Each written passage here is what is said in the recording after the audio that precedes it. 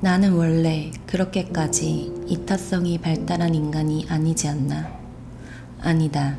그래도 매달 2만 원을 인권운동단체에 기부하고 있는데 그 단체가 지켜주고자 하는 많은 인권 중 하나가 여성 인권이 아닌가? 내가 사는 세상에는 불합리한 가해를 견디는 혹은 견디다 사라지는 여성들이 얼마나 많은가? 생각이 거기까지 미치자 나는 샤워 가운을 추스르고 방을 나섰다. 망설이지 않고 302호의 문을 두드렸다. 만약에 저 안의 여자가 내가 도와줄 필요가 없는 상황이라면 호재가 말했던 나 닮은 그림이나 재빨리 보고 나와야지 라는 생각이 스쳤다. 노크를 몇 번 한 후에야 302호 안에서 응답이 들렸다. 뭐야 씨발. 나는 대범하게 대응했다. 경찰입니다. 잠시 문 좀 열어주세요, 선생님.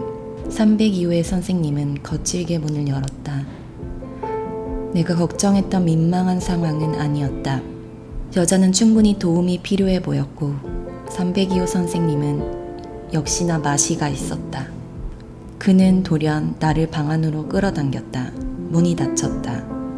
내 손목을 쥔 302호 선생님. 그의 길고 마른 맨몸이 눈에 들어왔다. 그 몸에는 수분이라고는 하나도 없을 것 같았다. 콧물도 눈물도 침도 피도 땀도 존재하지 않을 것 같은 몸. 20살 여름 봉긋한 패드가 장착된 내 가슴에 손을 얹던 중학생 남자애. 10층의 아빠 집까지 올라가던 엘리베이터 안. 그애도 만지면 푸석거릴 것 같은 몸을 하고 있었다. 지나치게 말라서 만지면 부서질 것 같은 쿠쿠다스 같은. 니년들 둘이 덤벼도 나 못 이겨. 쿠쿠다스 중학생이 자라나 302호 선생님이 된 것 같았다. 그 중학생 남자애는 알고 보니 아빠네 앞집에 사는 애였다. 아빠 말로는 아침마다 엄마와 포옹을 하고 등교하는 귀여운 애랬다. 아니다.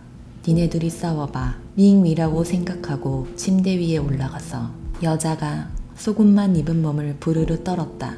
그러면 이제 안 때릴 거야? 살려줄 거냐고. 선생님은 어울리지 않는 호탕한 웃음소리를 내었다. 여자는 대단히 큰 결심이라도 한 눈빛으로 침대 위에 올라갔다. 언니, 신고도 하지 말고 저항도 하지 마요. 기왕에 도와주려고 왔으면 저 새끼가 하자는 대로 해. 어쩐지 결연해 보이는 눈빛이었다. 엄마 생각이 났다. 엄마는 다 포기한 듯한 눈을 하고도 결코 포기하지 않았다. 신춘문예에 시가 당선된 후 15년 동안 아무런 일도 일어나지 않았던 아빠한테 얻어맞은 건 그냥 맞아준 거였다. 엄마는 서두르지 않고 조용히 집 나갈 준비를 했다. 가능한 한 아빠에게서 먼 곳에 집을 얻고 내 전학 수속을 밟고 돈이 될 만한 물건을 빼돌리고 초등학생이었던 남동생과 고3이었던 나. 둘 중에 누굴 데려갈지 고민하긴 했다. 그러다 엄마는 남편의 단점만 닮은 듯한 딸이 불쌍해졌다. 나는 그렇게 엄마에게 간택되었다. 엄마의 주도 면밀한 출가에 아빠는 싸우를지를 보이지 않았다. 애나 가끔 보내라.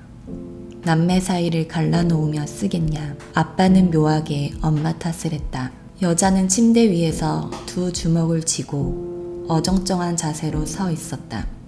혹시 이건 내가 걱정했던 민망한 상황이 아닌가 싶다가 정신 차렸다. 아니다. 302호 선생님과 여자는 합의를 본 것이 아니다. 너도 올라가라고, 이년아. 선생님이 내 뺨을 쳤다. 그때 확실히 정신이 들었다. 후재가 얘기했던 그림, 그 그림이 어딨나. 뺨을 맞아 꺾인 고개를 들어 302호 방안은 두리번거렸는데 그림 따위는 없었다. 후재는 아랫도리가 무거운 편이 아니었다. 후재가 제가 갔던 수많은 모텔 중에 신대방동의 특정 모텔을 기억해냈다는 것부터 의심했어야 했다. 선생님이 나를 본격적으로 때리기 시작했다. 이거 막간년 아니야? 아니 막간 건 너야 이 새끼야. 나도 선생님의 머리채를 잡았다. 선생님은 머리채가 잡힌 채로 나한테 발길질을 해댔다. 침대 위의 여자는 어정쩡하게 복싱 자세를 유지한 채 서 있었다. 벨이 울렸다. 손님, 쉬시는데 죄송합니다. 선생님의 머리채를 잡고 있던 손이 느슨해졌다. 그 틈을 놓치지 않고 선생님은 나를 넘어뜨렸고 그 위에 올라타 목을 조르려는데 문이 열렸다. 무표정한 얼굴의 남자 둘이 서 있었다. 무장한 경찰들이었다. 그들은 일명 발리송이라 불리는 지명 수배범을 찾고 있었다. 발리송은 발리송 나이프로 3명을 죽이고 2명을 중대에 빠뜨린 채 도주 중이었다. 나중에 찾아보니 발리송 나이프는 일종의 주머니 칼로 맥가이버 칼과 비슷한 모양새였다. 그 작은 칼로 3사람을 잔인하게 보내버렸다. 그리고 올봄 현존하는 칼잡이 발리송은 신대방동의 모텔에 숨어들었다. 그를 쫓던 경찰들은 모텔방 하나하나를 뒤졌는데 그러다가 한 남자가 한 여자에게 올라타 목을 조르는 순간을 목격했다. 칼잡이를 잡으러 왔다가 살인미수범과 맞닥뜨렸다. 내가 경찰이라며 신물이 날 것 같았다. 이 세상엔 왜 이리도 미친놈이 많은가. 신대방동 모텔 안에는 대체 몇 명의 미친놈이 처박혀 있는가. 발리송 그 새끼 여기서 벌써 톡 낀 거 아냐? 경찰 중 하나가 선생님의 손목에 수갑을 채웠다. 아저씨, 좀 이따 봅시다. 아가씨들은 옷 좀 추스르고 조서 쓰러 가야지. 경찰은 살인미수범한테는 존댓말을 쓰는데 나와 침대 위의 여자에게는 슬쩍 말을 놓았다. 그때 이 경찰 아저씨들아, 왜 함부로 말을 놓니? 라고 따졌어야 했을까? 내가 그걸 따져 묻느라 경찰들을 조금이라도 더 붙잡아 두었다면, 그랬다면 칼잡이 발리송은 별일 없이 모텔을 빠져나갔을까? 누군가의 목덜미에 발리송 나이프를 들이밀고 요란스레 인질극을 벌이지 않아도 됐을까? 모르겠다. 어찌됐든 발리송은 기어코 피를 봤을지도.